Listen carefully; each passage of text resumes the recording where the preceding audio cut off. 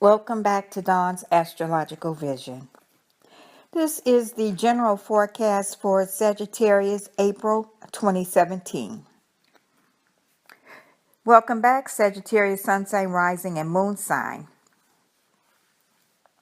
Your ruler, Jupiter, is not making any major aspects this month, and Jupiter is still retrograde until June. This month we have 4 planets retrograde, including Jupiter, Mercury, Venus, and Pluto. The Mercury retrograde begins on the 9th in the sign Taurus. This is your 6th house, and until May 3rd, this is an unfavorable time for signing contracts and starting new projects. However, it is perfect for reviewing the past, reclaiming the present, and researching the future. Mercury retrograde in the 6th house is a time when mix-ups in communications at work can occur. Sometimes this transit can feel like your schedule has been thrown out the window. There is a need to be flexible. If you are having medical tests done, test results may be inconclusive. It is best to wait until Mercury goes direct if tests need repeating. Some Sagittarians may research into their own health issues. It is also best to avoid starting a new diet until after May 3rd. On the 2nd of the month, the planet Venus continues retrograde and backs out of Aries into Pisces. This reversal gives relationships a chance to relax as Venus gets a 2-week vacation from the relentlessly masculine environment that the love goddess has been battling since February. The planet Pluto goes retrograde in Capricorn, your 2nd house, on the 20th until the end of September. Pluto retrograde forces us to look inside of ourselves and face challenges. This can sometimes be unnerving because the transformations we undergo under the influence of Pluto retrograde tend to require a complete breakdown of the old ways and ideas before we can move forward again.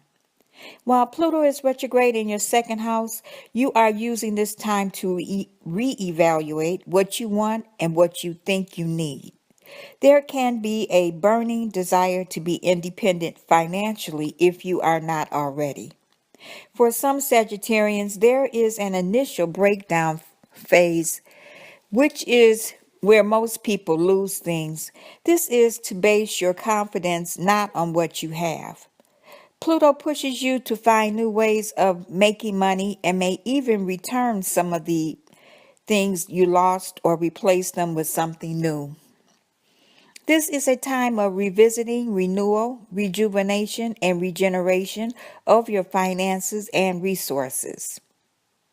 On the 5th, the planet Mars in your 6th house makes a favorable trine aspect to Pluto in your 2nd house. Mars-Pluto aspects can bring about a couple weeks of constructive changes in your own attitudes and environment. Your passion, zeal, and inner courage are intensified now, making you enormously effective. You are super motivated and can tackle tough challenges with confidence. You may take something old and completely redo, remake, revise, or renew it. Your creative power is flowing. This is a good time to finish a program or a policy and to eliminate discordant or non-essential factors in your life. You can have an encounter during this time that brings out covert information that can in turn transform your emphasis to a more honest, courageous direction. Until the 21st, you are actively applying your energy in your work life. You can either be accomplishing a lot in your current job or looking for a new job. On the 7th, there is a day of sunshine when Jupiter in Libra sits opposite the Sun in Aries. This restless face-off occurs once a year and brings a general feeling of optimism. Jupiter can open the door to travel and broadening your perspective through higher education. The other side of the coin, you can overextend yourself. The sun is still in your fifth house until the 19th. There is a strong focus on children, fun, and romance. If you are looking for love, this is a period when you are more likely to find it. You may be tempted to invest in speculative endeavors, so be sure to get sound advice before committing your hard earned money. And remember, Mercury is still retrograde. On the 8th, Venus squares Saturn. Generally speaking, a Venus retrograde in a square with Saturn is a double negative for love and self esteem, and also not a good sign for the financial scene. On the 9th, the Sun in Aries squares Pluto in Capricorn. Beware of others pushing you to the maximum by forcing you into agreements. Try to work ways to cooperate for the good of all concerned rather than force issues. An ultimatum could backfire. Be careful a few days before and after the 9th. The Libra full moon is in your 11th house on the 11th. The next couple of days may signify a time when friends are more emotionally important to you. You could be going over your goals now and asking yourself if they are truly relevant. On the 14th, the Sun in Aries and Uranus in Aries meet up for their once-a-year merger. This will take place in your fifth house, and over the next couple of days, watch out for nervousness. You could receive sudden calls or unexpected people, or events may bombard you. Routine could begin to bore you, and your current responsibilities may seem overwhelming. Your consciousness expands to the point where you are receptive to new ways of thinking and patterns of living. On the 15th, Venus finally ends its retrograde period. This ends the restriction on wedding dates. On the 17th, the Sun in Aries trines Saturn and Sagittarius. You should find it easier to handle your responsibilities and to honor your commitments and duties to others who need you. On the 19th, the Sun moves out of the sign Aries and into the sign Taurus.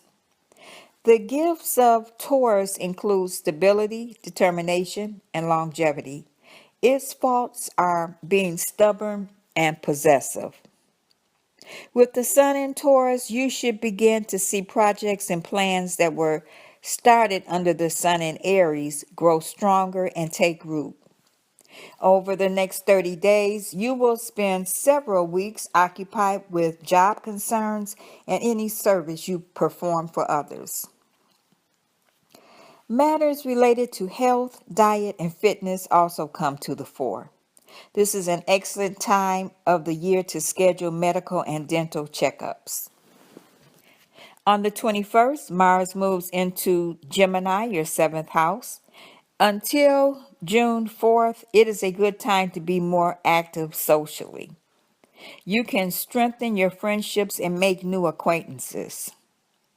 Some Sagittarians may find themselves selling, trading, negotiating, or closing a deal during this time. The only caution now is Mercury retrograde. It is best to wait until after May 3rd to close deals. The Taurus new moon is on the 26th. Again, this is your sixth house, and over the next couple of weeks, you could feel the desire to nurture and mother yourself and others. The emphasis is on health, diet, and hygiene. There is a tendency to be a workaholic now. On the 28th, Venus moves back into the sign Aries.